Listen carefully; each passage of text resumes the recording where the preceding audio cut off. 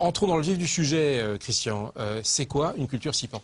On a parlé tout à l'heure, c'est tout d'abord des propositions par exemple de chez Soufflet. Et le SIPAN, cela peut se résumer en trois idées essentielles. La première, ce sont des plantes qui couvrent les parcelles entre deux cultures.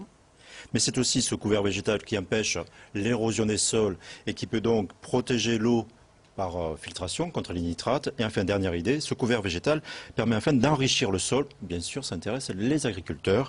Et pour répondre à votre question et pour que ce soit plus clair et plus complet, je propose le reportage suivant. Autour de Ville-sur-Terre, ce sont les agriculteurs qui façonnent les paysages. Michel Denizet est l'un d'entre eux. Entre deux semis, il utilise une méthode bientôt obligatoire, les intercultures.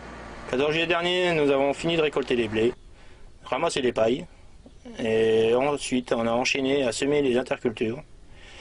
Un mélange de crucifères et de légumineuses. On laisse pousser environ 10 semaines. On surveille si ça monte à graines, je passe le broyeur, qu'il y a deux actions, de perdre de graines déjà, et ensuite pouvoir semer la culture suivante. Cela s'appelle le SIPAN, culture intermédiaire piège à nitrate, une technique aux multiples atouts. Les nitrates, ça sert à l'alimentation des plantes. Les cultures ne consomment jamais la totalité des engrais apportés.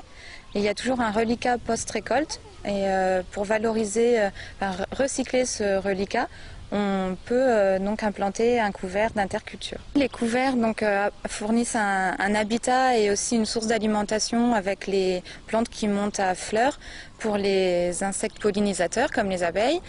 Et aussi, grâce à leurs racines qui se développent dans le sol, ça permet de maintenir le sol et éviter l'érosion. Le choix des mélanges s'effectue en fonction des sols. L'objectif consiste à améliorer les parcelles. Beaucoup de sarrasin, légumineuses, c'est de la veste et pois fourragers, du radis pour le crucifère. Vous pouvez aller jusqu'à combien de variétés? 5-6 espèces par lot. Le problème, c'est le tassement du sol qui croûtait beaucoup sur la surface. Et en développant les intercultures, nous avons un sol beaucoup plus friable, par le biais des vies microbiennes et des vers de terre. L'avantage, c'est que les vers de terre évitent de travailler le sol, car c'est eux qui le font. Une amélioration naturelle qui, au départ, a un coût, achat, semences, puis broyage. Cependant, cet agriculteur se projette sur les 10-15 ans à venir. C'est un surcoût à court terme, mais en compensation, nous récupérons de l'azote, qui peut, à long terme, économiser une centaine d'euros. À force de pratiquer des intercultures, on va enrichir le sol en résidus de ces intercultures, et ce qui va produire de la matière organique en fait dans le sol, ce qu'on appelle de la matière organique, et qui va libérer tous les ans un peu d'éléments nutritifs pour la plante. Autre avantage, ces SIPAN préservent la qualité de l'eau. Aujourd'hui, donc, il y a une norme européenne et nationale sur la teneur en nitrate dans les eaux souterraines et donc l'eau que l'on boit. La solution la plus simple pour respecter cette norme, c'est de couvrir les sols. Fin 2012, la couverture des sols en automne sera une obligation. 100% des agriculteurs au bois sont concernés. Mais est-ce que les agriculteurs sont vraiment convaincus? Alors, ils n'ont pas le choix. En fait, le résumé, voilà, comme ça c'est clair. Voilà. Ces couverts végétaux deviennent obligatoires fin 2012. Alors certains agriculteurs n'ont pas attendu l'obligation réglementaire. Ils en constatent déjà les bienfaits. Et prenons l'exemple du groupe Soufflet. Aujourd'hui, celui-ci est prêt et propose toute une gamme de solutions.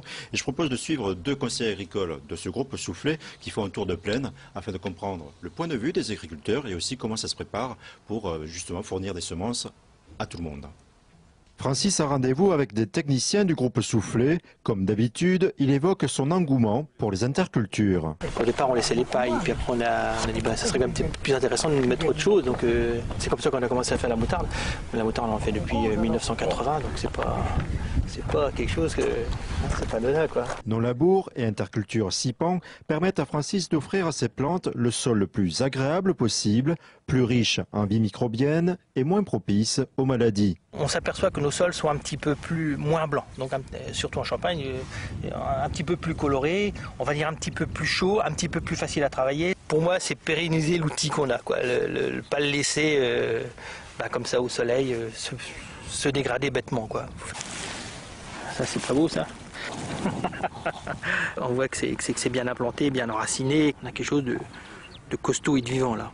Depuis 5 ans, Francis utilise la solution Étamine du groupe Soufflet, à base de moutarde brune. Les racines descendent plus profond, la terre est plus aérée. Ces bienfaits sont à ses yeux extraordinaires et économiquement viables, puisqu'il utilise moins d'engrais. 120 unités ou 140, c'est à peu près les besoins d'une betterave. Quand vous en mettez 80, vous avez gagné 60 unités. C'est quand même 2 € de l'unité. Ben vous avez gagné 2 fois 40, vous avez gagné 80 € de l'hectare déjà. Après ce rendez-vous, Jacques Roy continue son tour de plaine afin de se rendre sur l'une des 150 parcelles d'essai du groupe Soufflet. L'intérêt de visiter à plusieurs reprises ce type d'essai, c'est de se faire une idée plus précise du comportement de la variété. On essaie de retenir des mélanges qui vont produire au minimum 3 voire 4 tonnes de matière sèche hectare. Pour obtenir de tels tonnages, il faut savoir que d'ici 2 mois, ces jeunes pousses atteindront près de 1 mètre de haut. On a repositionné à titre de présentation la gamme 2011, c'est-à-dire les plantes en association.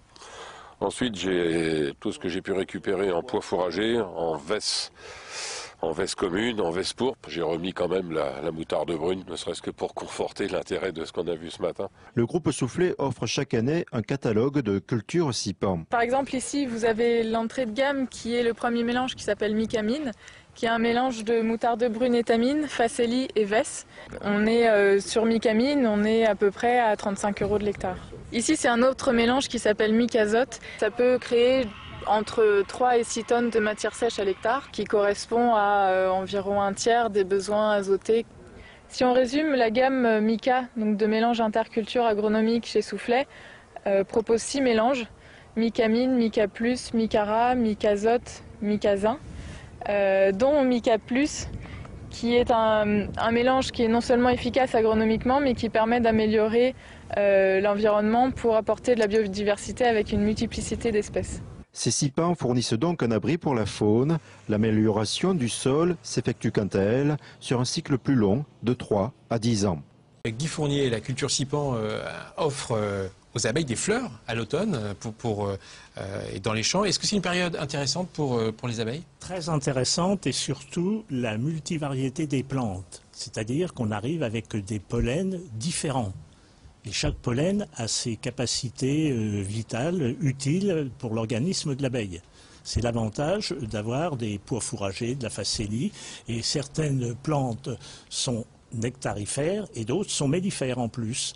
Donc c'est la période où l'abeille va rentrer en saison d'hiver, puisque ça sème en arrière-saison, et les abeilles ont besoin de réserves de nourriture, beaucoup, pour produire des jeunes abeilles qui vont naître au printemps, qui seront d'attaque pour commencer la saison. C'est l'avantage qu'on a retrouvé. Pour une fois que l'action de l'homme facilite les choses, c'est très bien. Ah oui, oui. Et là, c'est la période où il n'y a plus de fleurs dans la nature, les intercultures. Nous avons des grandes cultures maintenant, avec abondance en colza, ou en luzerne ou en tournesol. Et après, c'est la misère. Elles n'ont rien à manger. Et les intercultures, c'est une bouée de sauvetage pour l'apiculture.